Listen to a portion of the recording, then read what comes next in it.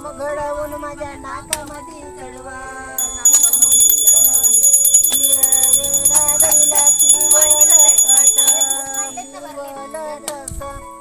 गौराबाई मणी माझ्याची सर्वांगी सुंदर विषय नवराची कंठी धरते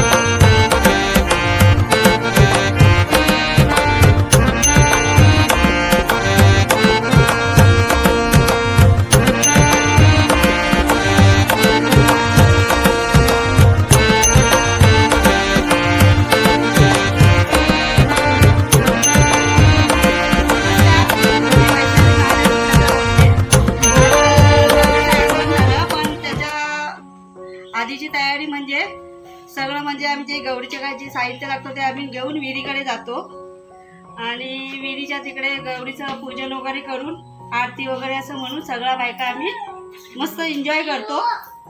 नंतर मग प्रत्येकाच्या घरी जाऊन गौरीची म्हणजे ज्याच्या घरी गौरी जाते त्याप्रमाणे त्या घरी घेऊन आरती होते आणि उद्या हा वौशाचा दिवस आहे। पण त्या गौरीचा म्हणजे मान असतो खरा तिरड्याचा, तर तिरड्याचा हा तर त्याचा काय विषय?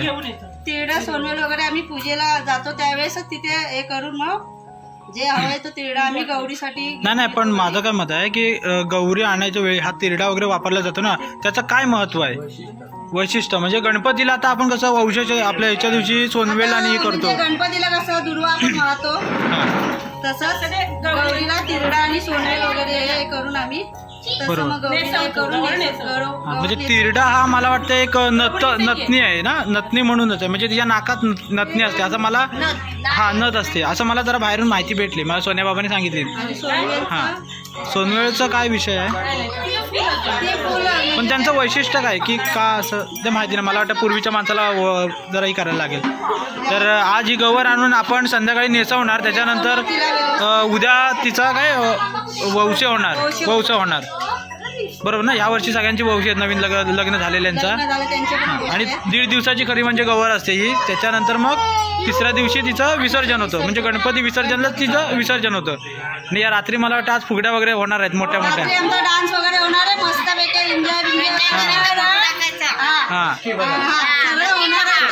पण यांनी फक्त हे केलं पाहिजे बाबा सगळे यायला पाहिजे, एक ना आला तो ना डीजे तयार।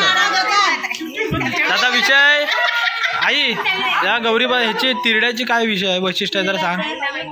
हो पण ती गौरीला का लागते?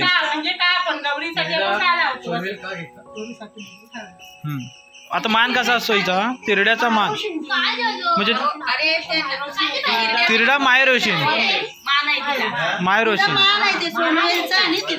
आता आमच्या वाडीमध्ये 4 एकूण गौरी असतात, त्यातल्या 2 गौरी घरी गेल्या आणि ह्या आता वरच्या घरातल्या आहेत म्हणून आता त्या हळूहळू वरती जात आहेत.